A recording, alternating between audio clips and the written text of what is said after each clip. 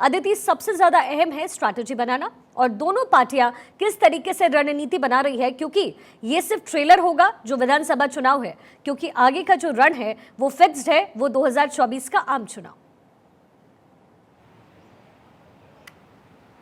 सबसे ज़्यादा अहम है रणनीति बनाकर उस पर अमल करना। और अगर कांग्रेस की बात करें तो रणनीति बनाई थी कि चुनाव जीतना है तो ज़्यादा से ज़्यादा टिकटों को, जहाँ पर एंटी इनकम्बेंसी है, वहाँ काटना पड़ेगा। रणनीति बनाई थी कि इस बार कांग्रेस के पास अशोक गहलोत सरकार के ऊपर एंटी इनकम्बेंसी नहीं है, लेकिन विधायकों में है। तो रणनीति बनाई थी कि विधायकों की टिकट काटी जाएगी जो जिताऊ नहीं है। तो तमाम तरीके की रणनीति तो बनी, लेकिन आज जब 106 सीटों पर बात हुई तो जाहिर तौर पर राहुल गांधी की तरफ से एक सवाल आया कि ये तो तमाम जो ये लिस्ट है ये वो पुराने के पुराने नाम हैं। यहाँ तक कि और भी सीनियर नेता ने ये बात पूछी कि क्यों हम एंटी इनकम्बेंसी वाले नेताओं को, विधायकों को टिकट दे रहे हैं। तो सवाल घुमा फिरा कर दिया गया, लेकिन सच ये था कि विकल्प नहीं खड़े किए गए। तो रणनीति बनाना आसान है, ठीक वैसे ही भारतीय जनता पार्टी भी रणनीति बना रही है। 2024 के चुनाव से पहले 2023 के चुनाव बहुत महत्वपूर्ण हैं, क्योंकि वो नैरेटिव सेट करते हैं किसी भी पार्टी के लिए। भाजपा के लिए वो नैरेटिव हैं, लेकिन कांग्रेस के लिए वो अस्तित्व की लड़ाई है। और ऐसे में आपको चुनाव जीतना है तो फिर आपको उसी तरीके से चेहरे उतारने होंगे, क्योंकि ये चुनाव लहर का चुनाव नहीं है, ये चुनाव चेहरों का चुनाव है। और जब चेहरों के चुनाव होते हैं तो आप कितने बेहतर उम्मीदवार उतारते हैं वो महत्वपूर्ण है। कई बार ऐसा भी होता है कि आपको पता है कि आपका उम्मीदवार नहीं जीत सकेगा, लेकिन वो कड़ी टक्कर दे पाएगा, स्ट्रॉन्ग फाइट दे पाएगा, आप अक्सर कई बार उसको भी उतारते हैं।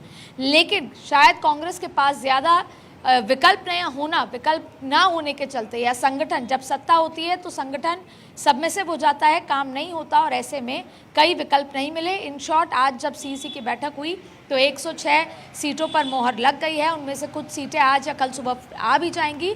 और आपको बता दें कि 103 विधायक हैं कांग्रेस के पास राजस्थान में, जिसमें से 71 विधायकों की सीटों को वापस से रिपीट कराया जा रहा है। जी शिखा। अदिति, राजस्थान को लेकर के बीजेपी और कांग्रेस की रणनीति में अंतर क्या है? क्योंकि देखा यही जा रहा है कि जो कुछ बीजेपी कर रही है उसी को फॉलो अप करते हुए कांग्रेस नजर आ रही है, क्योंकि यहाँ पर सबसे बड़ा मुद्दा है सियासी जंग में फतेह हासिल करना। तो दोनों में अगर डिफरेंस आने की कोशिश करें तो क्या है? पहले कॉमन चीजें कर लेते हैं, उससे डिफरेंस भी समझ में आ जाएगा। कॉमन बात यह है कि पार्टी को जीतना है, दोनों ही पार्टियों को चुनाव जीतते हैं, और चुनाव जीतने के लिए दोनों पार्टियों ने तय किया है केवल जिताऊ उम्मीदवारी।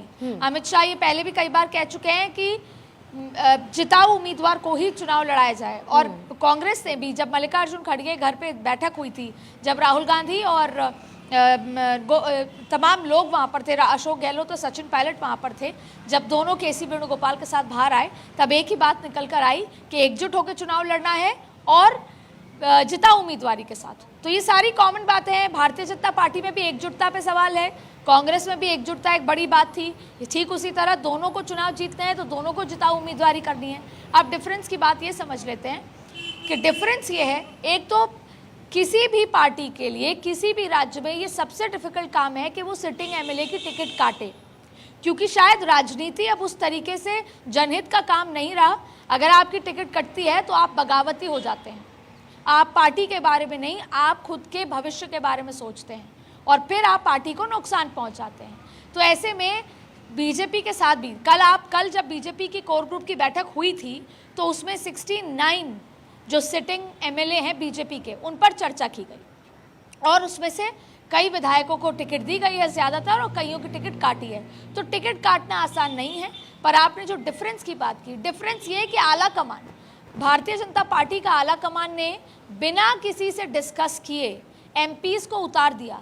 भले ही विरोध झेलना पड़ा, मध्य प्रदेश में उतारा, परिवर्तन यात्रा में विरोध झेलना पड़ा, लेकिन फिर भी भारतीय जनता पार्टी ने राजस्थान में भी एमपीज को उतारा। उनमें से कई एमपीज ऐसे थे जो चुनाव नहीं लड़ना चाहते थे या उनको बताया नहीं गया था। यहाँ तक कि कोर ग्रुप, जो भी पूरे कोर ग्रुप से तो इस बार चर्चा होती ही नहीं है, संभावित कोर ग्रुप को भी नहीं बताया गया था।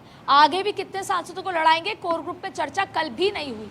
तो वहाँ पर आला कमान स्ट्रांग है, वो अपने तरीके से ही डिसीजन लेता है।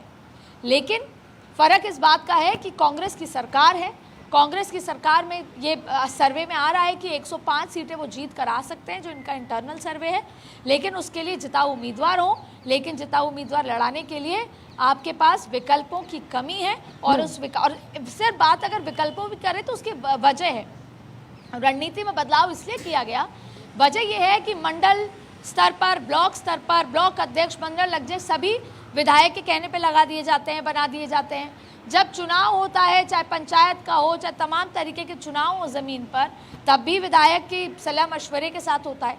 तो ग्राउंड पे अगर पूरी की पूरी टीम विधायक की है, जो होनी भी चाहिए, लेकिन ऐसे कि विधायक, या तो विधायक ने किसी को खड़ा नहीं होने दिया या संगठन ने किसी को खड़ा नहीं किया, और आजकल संगठन में एस्पिरेंट्स भी ऐसे नहीं है जो 5 साल मेहनत करें और फिर बायोडेटा